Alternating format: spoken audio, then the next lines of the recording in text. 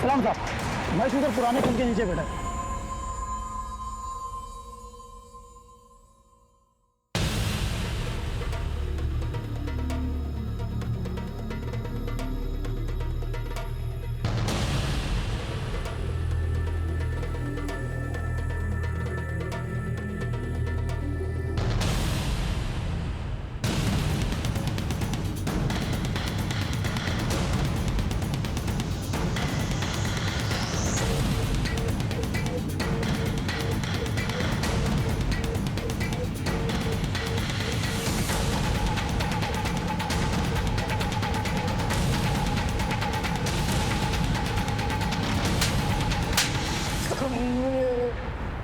ये सोचो साहब कि भाई के घर पे ना होने का मैं नाजायज फायदा उठाता था, कमला के साथ जोर जबरदस्ती करता था। छोड़ दो, छोड़ दो, छोड़ दो। लेकिन माँ कसम मैंने कमला को नहीं मारा साहब। तुम्हें क्या किया क्या नहीं किया वो हम पता लगाएंगे। तू इस वक्त हमारा प्राइम सस्पेक्ट है। जब तक हम केस की तह तक नहीं पहुंच जाते तो ये थाने में रहेगा, समझा? साहब हमको छोड़ दो साहब।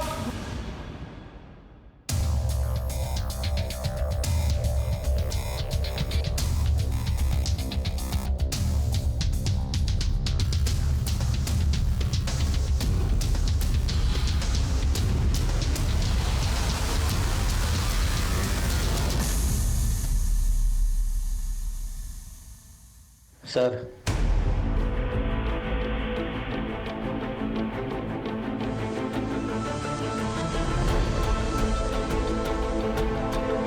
सर, राधिका के घर से कोई ड्रग्स तो नहीं मिले, लेकिन ये काफ़ी सारे पेन ड्राइव्स और हार्ड डिस्क मिले। लगाओ।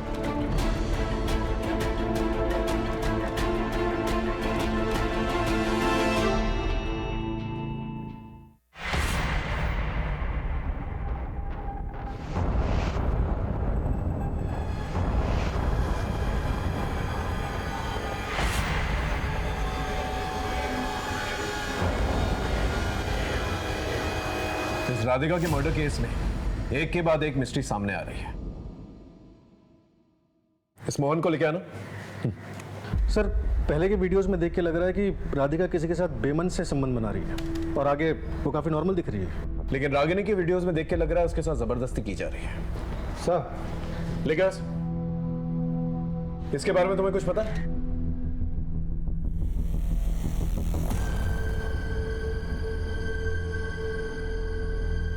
ये सब क्या है साहब? किसने मेरी बीवी बेटी के साथ ये किया है? मुझे बताइए साहब, मैं उसे जिंदा नहीं छोड़ूंगा। लेके जाओ इसे। साहब मुझे पकड़ के कुछ नहीं होगा, मैं अभी भी कह रहा हूँ आपसे साहब। ये रागिनी या शालिनी को जल्द से जल्द ढूंढना होगा, वरना हमारी बहुत बदनामी होगी। कोशिश जारी है सर, सभी के फोन सर्वेलेंस पे लगे हुए हैं। सर, तो जो राधिका सिंह की बेटी रागिनी सिंह का नंबर हमने सर्विलेंस पर डाला था वो एक्टिवेट हुआ है। गाजियाबाद मेरठ के हाईवे के आसपास की लोकेशन बता रहा है। अरुण, लोकेशन को जल्द से जल्द ट्रेस कर और अलर्ट है। हो सकता बस 50 मीटर पे पैरेलल लेफ्ट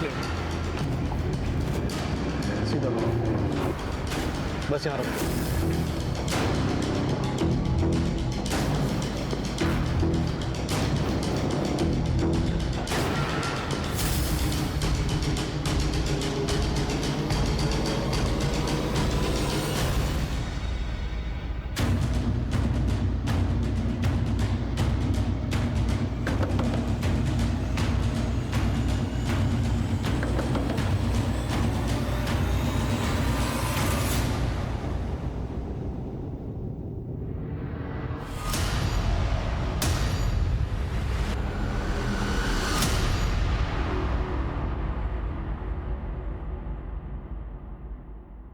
देखो, हम जानते हैं तुम दोनों ड्रग पेडलर्स हो और बहुत महंगे ड्रग्स की ओवरडोज की वजह से तुम्हारी माँ की मौत हुई है।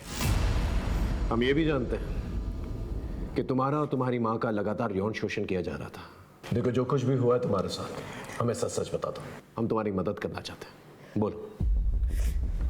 ठीक है, हम आपको सब कुछ सच बताएंगे, लेकिन उससे पहले आपको हमारी बहन को हॉस्पिटल में एडमिट कराना होगा। उसकी तबीयत बहुत खराब है, उसकी जान खतरे में है।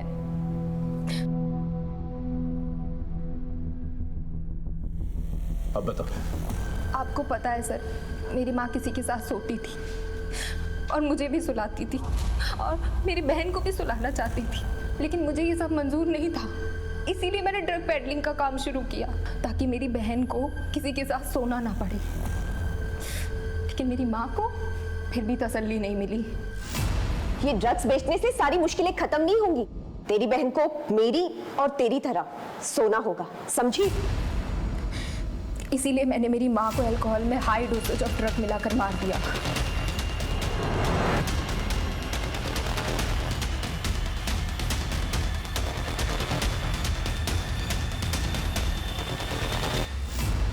तुम्हारी माँ शालिनी के साथ ऐसा क्यों करना चाहती थी? 3 साल पहले मेरे पापा की दुकान में आग लग गई थी, बस तभी से हमारी दुनिया भी जल गई। लेकिन उस बीच में माँ किसी के संपर्क में आई थी और उसने हमारे जीवन में रौनक वापस लाने का बस एक ही तरीका बताया, शारीरिक संबंध। माँ उसकी बातों में आ गई। कौन था बाद में? सर्कुलेट की हुई फोटोज की मदद से हमें कृष और करण के किडनैपर्स का पता चल गया।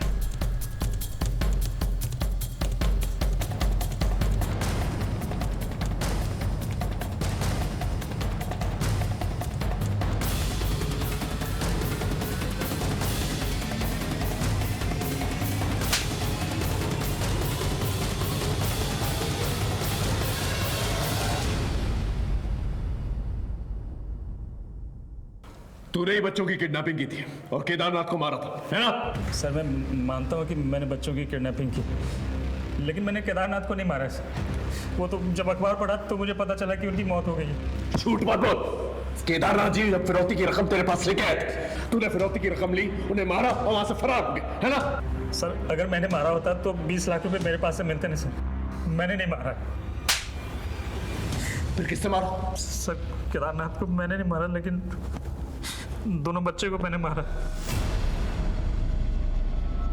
क्योंकि वो हमें पहचानते थे और किडनैपिंग से पहले 2 बार हमें रेकी के लिए सामान देकर भेजा गया था। तूने फिरौती की रकम ली और फिर भी बच्चों को मार दिया। किसके कहने पे किया?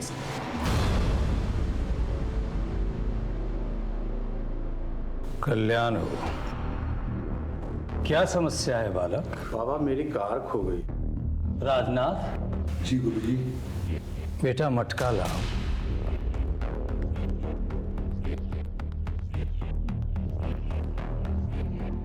ढूंढो इसमें।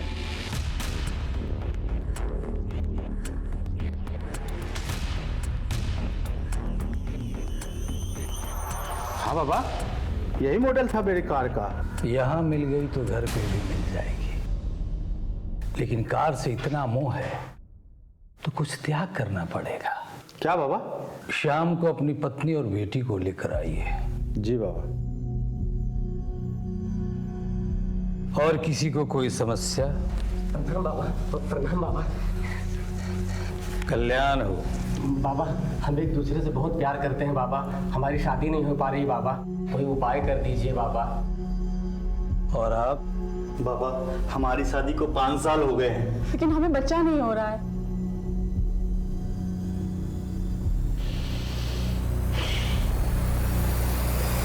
ये औषधि स्वयं मैंने अपने हाथ से बनाई है। इसे अभी के अभी खाना है आप लोगों को। इसके बाद हम ईश्वर का आवाहन करेंगे और एक प्रयोग करेंगे।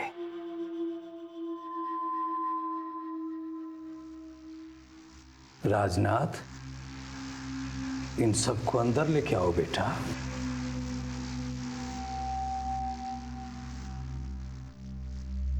सबने दवा खा ली है, अब आप सब अपने अपने वस्त्र उतार दीजिए। सोचने और संकोच करने की आवश्यकता नहीं है। आप सब अपने जन्म के वस्त्र में आ जाइए। मैं स्वयं अपने जन्म के वस्त्र में प्रकट हो जाऊंगा।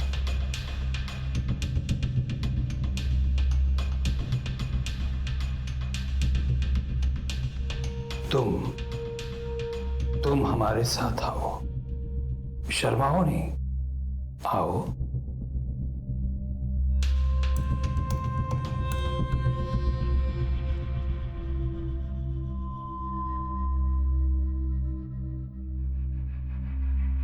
राकेश सर को इन्फॉर्म करो।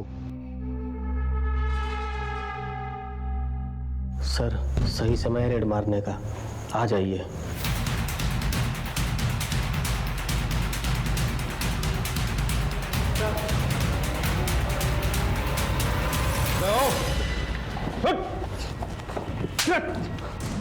ड्रग्स खिलाकर लोगों के साथ सेक्स करके उनकी समस्या का समाधान करता है। ले जाओ इसे भी। चल। हाँ, मैं ही पहले राधिका के साथ सोया।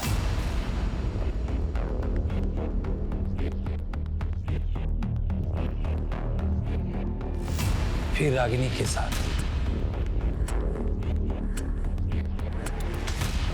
फिर शालिनी के साथ सोना चाहता था, लेकिन रागिनी को पसंद नहीं था। इसलिए मैंने इन दोनों बहनों को ड्रग पेडलर बना दिया।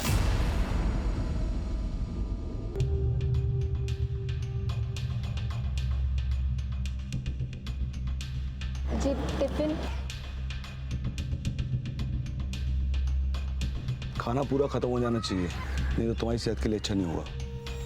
तो राधिका मेरी बहुत बड़ी भक्त थी, इसलिए मैं उस पर दबाव बनाए रहता था ताकि वो शालिनी को मेरे साथ सुला दे। लेकिन रागिनी को ये बात बिल्कुल बर्दाश्त नहीं हुई। उसने अपनी मां को मार डाला। मूर्ख! अरे सोने से ही तो सृष्टि की रचना हुई है और सबका भला। तूने सिंह परिवार को भी खूब लुटा है ना? जैसी जाकी भावना वैसो भाग को फल। वो लोग हमारे अंधविश्वास में खुद को लुटवाना चाहते थे, तो हम क्यों नहीं मजा लूटते? इसे जगत से कह के बच्चों की किडनैपिंग करवाई। मैंने कहाँ करवाई सर? केदारनाथ जी की बेटी साक्षी को कोई बच्चा नहीं था और हरीश और कौशल्या के 2 बच्चे थे। उन्होंने एक बच्चा मांगा था, हरीश ने देने से मना कर दिया। लेकिन केदारनाथ जी उनके बच्चे के लिए मरे जा रहे थे। तो तू कहना चाहता है कि केदारनाथ जी जानते थे कि बच्चों की किडनैपिंग होने वाली? बिल्कुल, मैंने ही तो आइडिया दिया था। क्या? किडनैपिंग से साक्षी को बच्चा कैसे मिल जाता? किडनैपिंग होता तो हरीश और कौशल्या डर जाते। फिर मैं उनसे कहता कि एक बच्चा दे दो और वो दे देते। केदारनाथ जी तुझ जैसे ढोंगी पर विश्वास क्यों कर रहे थे? ढोंगी नहीं सर, बाजीगर, जादूगर, अमर अकबर सब हम ही तो हैं। और तू कौन है बे? एंथनी, आगे बता क्या हुआ? फिर हमने जगत का इस्तेमाल करके केश और करण की किडनैपिंग करवाई और बात 20 लाख में तय हुई थी। तभी केदारनाथ 20 लाख की नेगोशिएशन करवा रहा था हरीश से। लेकिन मैंने सोचा इतने बड़े आदमी से 20 लाख रुपया मांगना उनका अपमान होता। फिर मैंने राजनाथ से कहा फिरौती की रकम 2 करोड़ कर दो। और 2 करोड़ मांगने पर केदारनाथ मुझसे लड़ने चला आया। 20 लाख में बात हुई थी तुम्हारे पापा से, 2 करोड़ क्यों मांग रहे हो? Deal cancel. लाओ बच्चों को, कहाँ छुपा है? 2 करोड़ से 1 रुपया कम नहीं। 2 करोड़ चाहिए। मुझे तुमसे कुछ बात करनी है। क्या? मैं 3 महीने के पेट से हूँ, मैं माँ बनने वाली हूँ। लेकिन मैं तो सेफ्टी यूज करता हूँ, तो फिर बच्चा कैसे? ये बच्चा तुम्हारा नहीं है। कमला, ये क्या बोली हो तुम? बच्चा मेरा नहीं मतलब? धोखेबाज थी वो, इसलिए मैंने उसे मार दिया। अगर तू उसे सुन लेता तो तुझे पता चल जाता कि वो झूठ नहीं सच बोल रही थी। महेश उसका शारीरिक शोषण करता था। मैंने कमला को पाने की चाहत में बच्चों की किडनैपिंग की और कमला को ही मार दिया। क्या मतलब? कमला के साथ घर बसाने का सपना पूरा करने के लिए तुम्हें कृष और करण की किडनैपिंग करनी होगी। जब तूने कमला को मार ही दिया था तो बच्चों को क्यों मारा? बच्चों को तो छोड़ देता। मैं भी यही चाहता था, लेकिन मूर्ख, तुमने एक हत्या की है और पुलिस तुम्हारी तलाश कर रही है। इसलिए जैसा हम कह रहे हैं वैसा कर।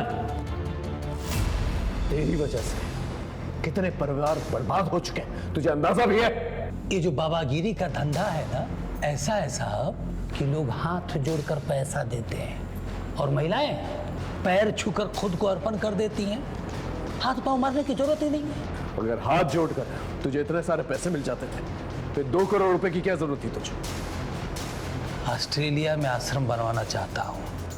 तेरे बेटे दिनों की रोचक बातें हमें भी पता है। रोहित आनंद उर्फ जीवानंद, तू जेल से भागा हुआ एक अपराधी है।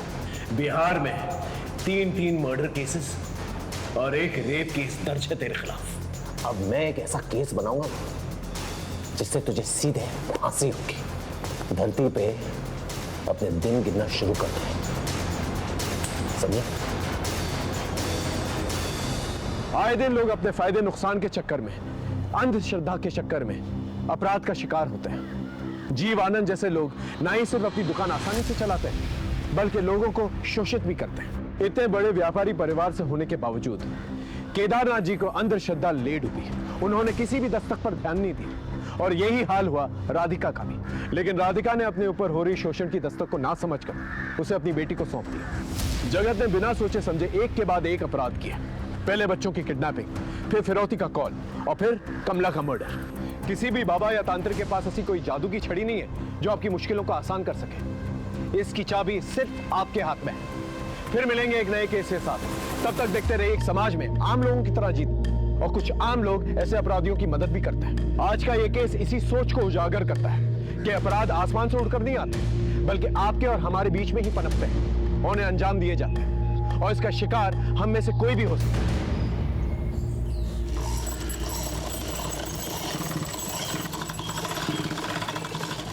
अरे लहरिया, ये देख, तेरी ड्रेस मैंने तैयार कर दी। अरे वाह दीदी, आपने बड़ी अच्छी सी ली है। अब तू जल्दी से स्कूल जा और शाम को आके मुझे बताना कि क्या पढ़ाई की।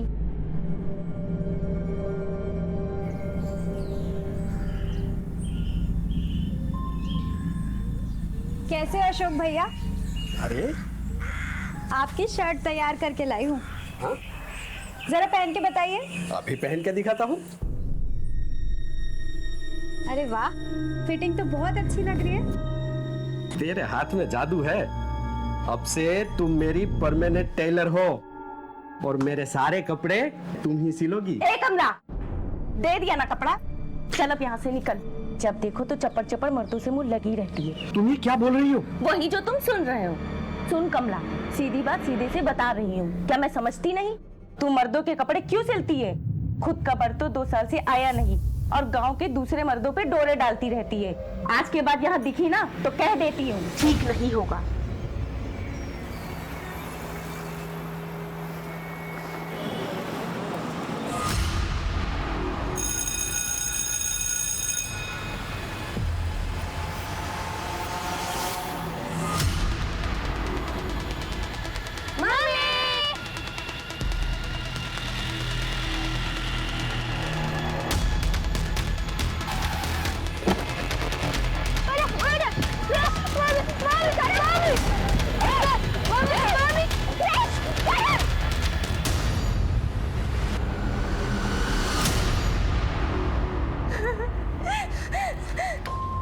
आप प्लीज शांत हो जाइए। लीजिए पानी पीछे।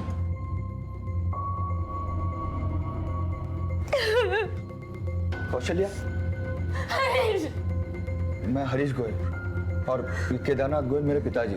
सर, क्रिश और करण मेरे ही बच्चे। आइए बेटा, आप प्लीज हमें डिटेल में बताइए कि एग्जैक्टली क्या हुआ। सर, रोज की तरह मैं अपने बच्चों को स्कूल पिकअप करने के लिए गई थी। हमने से एक गाड़ी आई और उनको उठाकर लेके गई। वो गाड़ी का नंबर देखा आपने? नहीं सर। किसी से दुश्मनी या किसी से झगड़ा हुआ था आप लोगों का? नहीं सर। भाभी,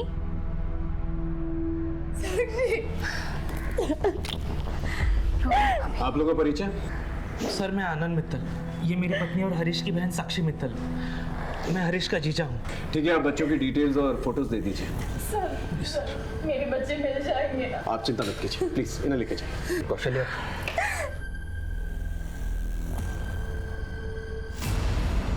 कृष्ण और करण के स्कूल के पास जो भी सीसीटीवी कैमरा है उसके फुटेज चेक करो और पता करो कि ये किडनैपर्स किस गाड़ी में आए थे। सर, उस गाड़ी का नंबर क्या था, गाड़ी का मॉडल टाइप क्या था। एक बार गाड़ी मिल जाएगी ना तो बच्चे भी मिल जाएंगे। और इन गोयल्स के सर्कल के बारे में पता करो। देखो, इनका कोई दुश्मन तो नहीं है जो बच्चों की किडनैपिंग करवा सके। Right sir.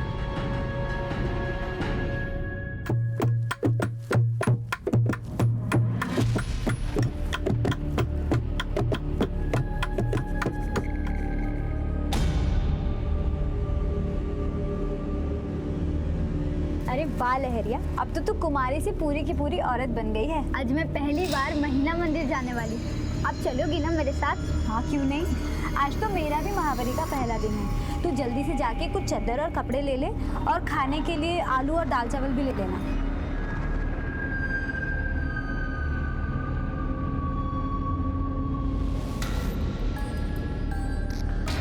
लहरिया भी फल फूल के तैयार हो गई है। सरपंच जी, फसल लहलाने लगी है, कटाई का वक्त आ गया।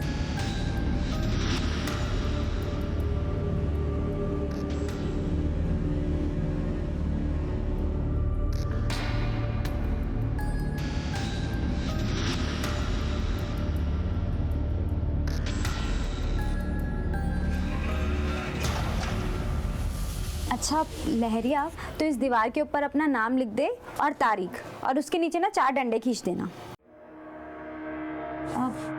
पर तू कैसे लिखेगी? तेरा तो पहली बार है ना। मैं कर देती हूँ। लेकिन ये किस लिए भाभी? ये निशानी रहेगा कि तू महीना मंदिर आई थी और गांव की परंपरा का पालन किया था।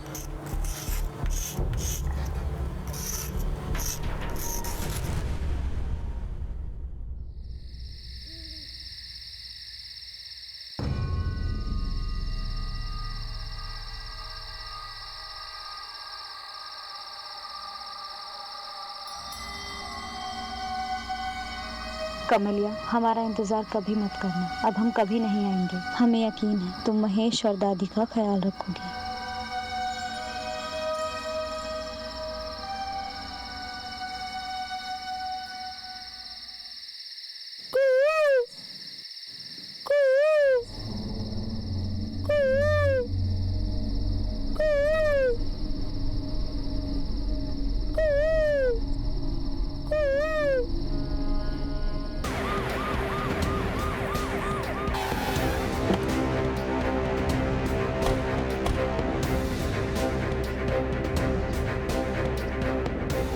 हटिए आप लोग, साइड हटिए।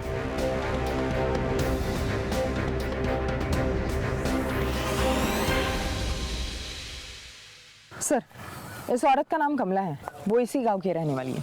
लेकिन गांव के रिहायशी इलाके से दूर यहाँ अकेले खेत में क्या कर रही थी? सर, इस गांव का एक रिवाज है, महिलाएं मासिक धर्म यानी पीरियड्स के वक्त 4 दिन उस झोपड़े में रहती हैं। उसे महीना मंदिर कहते हैं।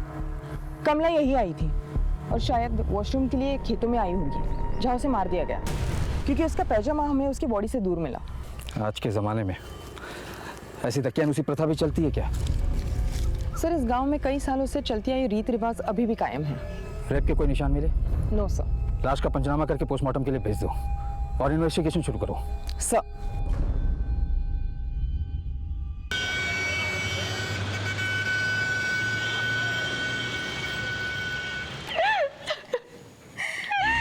किसी को मेरे क्रिश और करुण को किडनैप करके क्या मिलेगा? नन्ही सी जान है वो। रोमन भाभी, मिल जाएंगे। अगर वो घर में होते तो इतनी शांति नहीं रहती। दीदी जिया जी आ गए। हम आपकी दीदी जिया जी नहीं, बुआ जी हैं। दीदी तो हम आपके पापा की हैं। आप हमारी भी दीदी है। आपका फोन दो ना, हमें लूडो खेलना है। आज मैं आपको हराऊंगा। अच्छा बच्चू, हमको हराओगे? चलो देखते हैं कौन किसको हराता है। ठीक है, चलो। कैसी है साक्षी?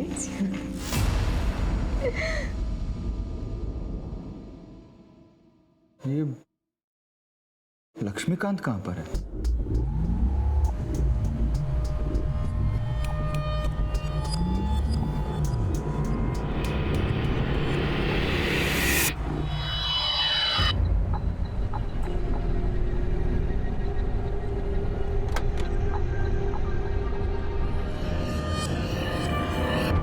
कभी कभी एक केस दूसरे केस से जुड़ा हुआ होता है, लेकिन जिस केस को मैं हैंडल कर रहा था उस केस के सिरे हमारे थाने में 2 केसेस के अलावा वैतपुरा से भी जुड़े हुए थे। हमारे केस में बहुत कुछ जुड़ने वाला था, लेकिन कब, कैसे, कहां, यह हमें भी नहीं पता था।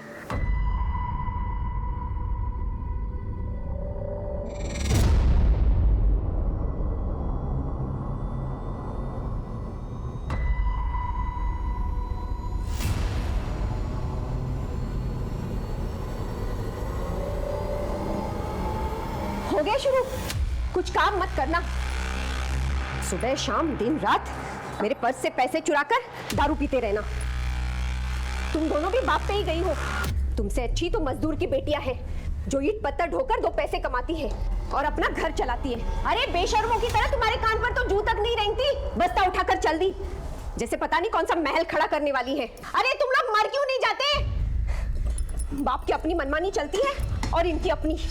बस मैं अकेली ही हूँ जो दिन रात पीसती रहती हूँ।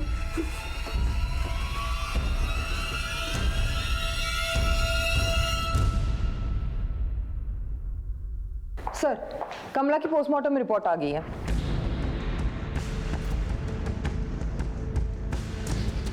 लेकिन तुमने बताया था कि कमला की हत्या से पहले कमला महिला मंदिर में थी, और महिला मंदिर में तो सिर्फ वही महिलाएं होती हैं जिनके पीरियड्स आते हैं, यानी मासिक धर्म। जी सर। पर कमला तो प्रेग्नेंट थी, 3 माह का गर्भ था उसे। जी सर, और मौत से पहले वो सेक्सुअली एक्टिव भी थी। यानी किसी ने कमला के साथ सेक्स या बलात्कार किया और फिर हत्या कर दी। Right sir. सर, ऐसे भी हो सकता है कि कमला के साथ किसी ने जोर जबरदस्ती करने की कोशिश की हो, उसने इनकार कर दिया तो उसको मार दिया। नम्रता, एक काम करो, इस केस पे 3 एंगल से इन्वेस्टिगेट करो। पहला, क्या महिला मंदिर में कोई ऐसा शख्स है जो कमला के साथ यौन शोषण या बलात्कार कर सकता है? दूसरा, कमला के गर्भ में बच्चा किसका था और कमला जानबूझकर अपने गर्भ की सच्चाई को छुपा रही थी या कोई मजबूर कर रहा था उसे? और तीसरा, कमला गर्भवती थी तो महिला मंदिर में क्यों जाती थी? जी सर। और हाँ, गर्भ का DNA टेस्ट भी करवाओ, शायद उसमें से हमारे सवालों का जवाब निकले। Right sir.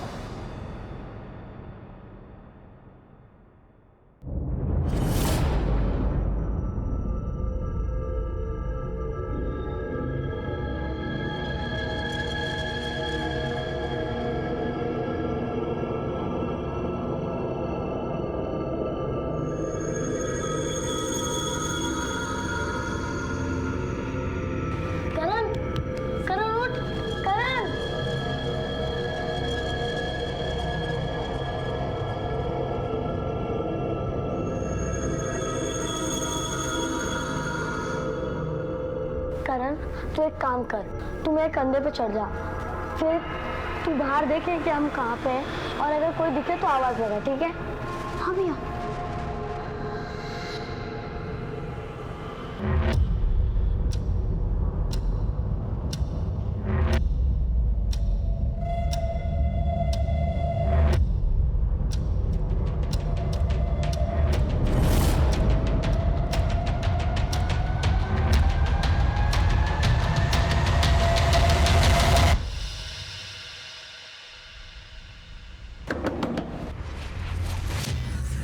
बच्चों को ढूंढो अंदर।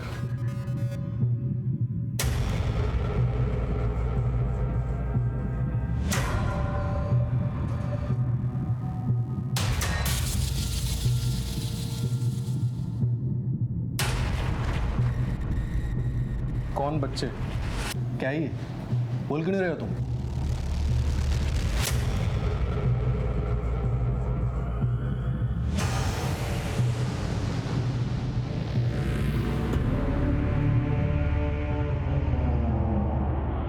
अच्छा, तो तुम्हारा मौन व्रत है और इसलिए तुम्हारा फोन भी बंद है? सर, अंदर कोई भी नहीं है। वो 2 बच्चे जिन्हें तुम पढ़ाते हो, क्रिश और करण, उनको किसी ने किडनैप कर लिया है। क्या? बड़ी जल्दी मौन व्रत टूट गया तुम्हारा? अबे ड्रामा बंद करो और सच सच बताओ, बच्चे कहाँ हैं? मैं क्या जानूँ सर, आज मेरा मौन व्रत था। आज के दिन मैं ट्यूशन पढ़ाने नहीं जाता हूँ, मैं उनका शिक्षक हूँ, तो ऐसी बातें मैं सोच भी नहीं सकता सर। सर, वैसे तो ये दोनों बच्चे क्रिस और करण बहुत ही शैतान बच्चे थे सर। आए दिन किसी का सर फोड़ देते थे, इधर उधर तबाही मचाते रहते थे, दुकान से सामान उठा लेते थे, लेकिन भगवान न करे किसी का भी बच्चा किडनैप हो सर। आपने केदारनाथ जी को काफी खरी खोटी सुनाई थी। बच्चों जैसी हरकतें नहीं है इनकी, जरा ध्यान दीजिए, कहीं किसी ने इनके साथ भी शैतानी कर दी ना तो पछताते रह जाएंगे आप। कहीं ऐसा तो नहीं कि बच्चों के झगड़े में आप सीरियस हो गए हो? अरे नहीं नहीं सर, उस दिन अपने बच्चे के सर से खून बहता हुआ देखकर मैं जरा गुस्से में कुछ बोल दिया था, लेकिन मैं भी बच्चे का बाप हूँ सर, मैं ऐसा कभी नहीं कर सकता सर, कभी नहीं कर सकता।